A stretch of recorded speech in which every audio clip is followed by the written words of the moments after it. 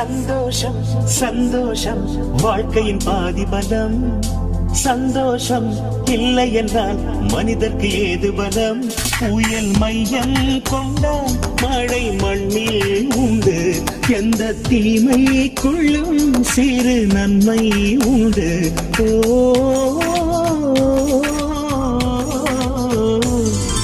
சந்தோஷம் சந்தோஷம் வாழ்க்கையின் பாதி பலம்.